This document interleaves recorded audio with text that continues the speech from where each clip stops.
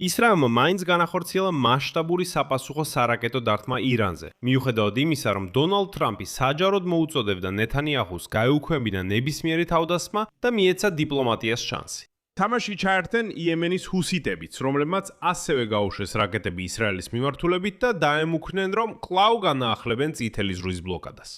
ამ ფონზე ამერიკის შეერთებული შტატები კვლავ მოუწოდებდა დეესკალაციისკენ.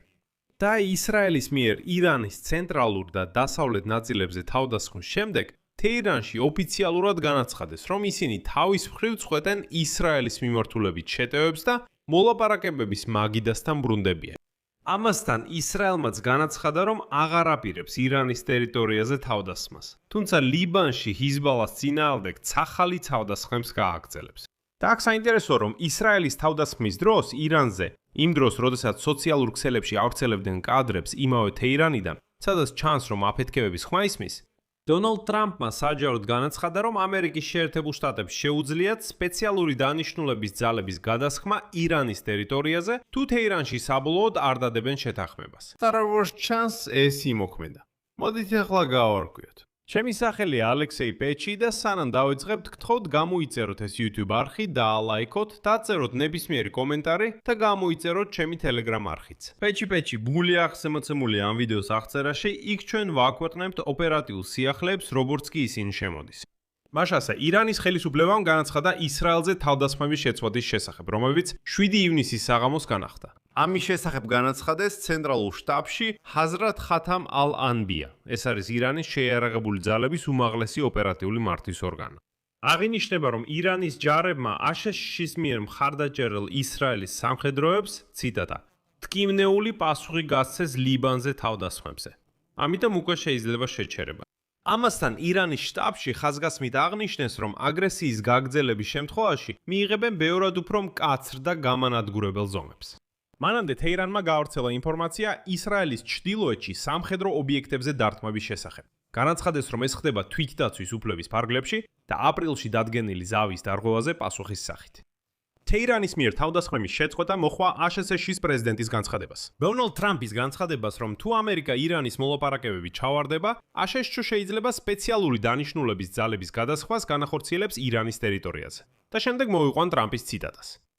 პირველ რიგში ეს ნიშნავს, რომ შესაძლოა შევიდეთ და გაუმკლავდეთ ქვეყნის იმ ნაწილს, რომელსაც სამხედრო გზით ვერ გაუმკლავდით. ან ეს უბრალოდ ნიშნავს, რომ ჩვენ შევინარჩუნებთ ირანის ბლოკადას, რადგან ბლოკადა ალბათ უფრო ძლიერი იყო, ვიდრე ნებისმიერი თავდასხმა, რომელიც ოდესმე განხორციელებულა ირანზე. შემდეგ თეთრი სახლის ხელმძღვანელმა Truth Social-ში დაწერა, რომ ისრაელმა და ირანმა დაუყოვნებლივ უნდა შეწყვიტონ დარტყმების გაცვლა.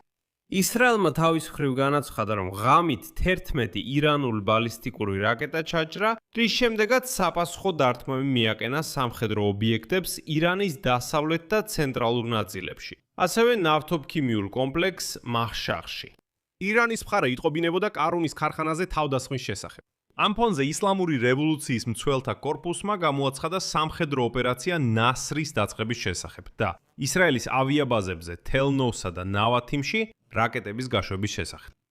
იტყობინებიან, რომ ორშაბათს დილით, ადგილობრივი დროით, ისრაელის სამხედრო საჰაერო ძალებმა დარტყმები მიაყენეს სამხედრო ობიექტებს ცენტრალურ და დასავლეთ ირანში. ირანის სახელმწიფო მედიის ინფორმაციით, აფეთქებების ხმა ისმოდა ირანის ქალაქებში: თეირანში, ქარაჩში, ისფაჰანში, თაბრიზსა და კერმანშაჰში. ავიადათქმების შემდეგ ირანმა დახურა სააერო სივრცე თეირანში მდებარე იმამ ხომეინის სახელობის საერთაშორისო აეროპორტის გარშემო. ისრაელის მიერ ირანზე დარტყმებიდან 1 საათის შემდეგ იემენიდან ისრაელის ცენტრალური ნაწილის მიმართულებით გაშვებული იქნა მინიმუმ 1 ბალისტიკური რაკეტა, თუმცა ის ჩამოაგდეს. მალე ამის შემდეგ თელ-ავივში ჩაირთო სირენები და ეს იყო პირველი იემენიდან განხორციელებული თავდასხმა ისრაელზე 8 აპრილს ცეცხლის შეწყვეტის შემდეგ. გარდა ამისა, იემენელმა ჰუსიტების ამბოხებულმა ჯგუფმა დღეს გამოაცხადა აკრძალვა ისრაელთან დაკავშირებული გემებისთვის წითელი ზღვის აკვატორიაში, სწორედ ბაბ-ელ-მანდების სრუტეში, გავლაზე. აქ შეიძლება გავიგოთ, რომ ენერგორესურსების ბაზარზე სიტუაცია უკიდურესად დაძაბულია, რადგან მეორე ჰორმუზის სრუტე მთლიანად დაბლოკილია ირანის მიერ. ამ ბლოკადამ უკვე პარალიზება მოახდინა ნავთობისა და გაზის ექსპორტის დიდ ნაწილზე სპარსეთის ყურედან. ამაც გამოიწვია ფასების მკვეთრი ზრდა სპარსეთში. დაე არმუზის სრუტეში ამ კრიზისზე პასუხად საუდის არაბეთმა თავისი ყოველდღიური ნავთობის ექსპორტის 70%-ზე მეტი იამბუს პორტში, წითელი ზღვის სანაპიროზე გადაამისამართა. ეს ნაბიჯი ნამდვილი ხსნა გახდა მსოფლიო ეკონომიკისთვის, რადგან შესაძლებელი გახდა ფასების უკონტროლო ზრდის შეკავება. თუმცა იემენის ჰუსიტების ხანგრძლივმა ჩარევამ წითელ ზღვაში საზღვაო გადაზიდვებში შეიძლება სრულად გაანადგუროს ეს ალტერნატიული ლოგისტიკური გზა. და ჰუსიტების წარმომადგენელმა დღეს განაცხადა, რომ ისრაელის გემებისთვის აკრძალვა მხოლოდ პირველი ნაბიჯია. შემდგომი ესკალაციის შემთხვევაში მებრძოლები იმუქრებიან, რომ გააჩერებენ ნებისმიერ გემს, რომელიც ბაბ ელ-მანდების სრუტეში გაივლის.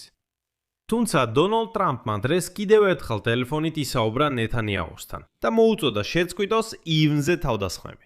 აქსიოსი იუცხება, რომ ტრამპმა ნეთანიაჰუს განუცხადა, თუ ახალი დარტყმები ფართომასშტაბიან ომში გადაიზრდება, ისრაელი შეიძლება ირანს მარტო დაუპირისპირდეს. მოგვიანებით დონალდ ტრამპმა უკვე საჯაროდ განაცხადა ტელეკომპანია N12-თან, როცა კომენტარს აკეთებდა თავის სატელეფონო საუბარზე ნეთანიაჰუსთან. შემდეგი ციტატა. მე ბიბის უთხარი, რომ ფრთხილად უნდა იყოს. მე ბიბის უთხარი, რომ ძალიან ყურადღებით უნდა მოეკიდოს იმას, რასაც აკეთებს, რადგან ძალიან მალე შეიძლება მარტო დარჩეს ირანის წინააღმდეგ. მისი თქმით, მან ასევე სთხოვა ნეთანიაჰუს არ ეპასუხა სარაკეტო თავდასხმაზე და ამტკიცებს, რომ შეძლო ისრაელის დარტყმის მასშტაბების შემცირება. ტრამპმა ასევე განაცხადა, რომ მასზე ზეწოლას ახდენდნენ რეგიონის ქვეყნები, რომლებიც მონაწილეობდნენ შუამავლურ ძალისხმევაში აშშ-ს და ირანს შორის. ტრამპის თქმით, 5 სახელმწიფო სთხოვდა მას. გავლენა მოეხდინა ნეთანიაჰუზე, რათა შეეჩერებინა დარტყმები და შენარჩუნებულიყო შეთანხმების მიღწევის შანსი. მიუხედავად ამისა, ისრაელმა მაინც განახორციელა საპასუხო შეტევა. თუმცა ტრამპმა განაცხადა, რომ მან შეძლო შეტევის მინიმიზება, რადგან ისრაელი უფრო მასშტაბურ მოქმედებას ამზადებდა. შედეგად ისრაელის პრემიერ-მინისტრმა ბენიამინ ნეთანიაჰუმ განაცხადა, რომ ისრაელმა შეწყვიტა შეტევები ირანზე, თუმცა ცეცხლის შეწყვეტა არ უღიარებია.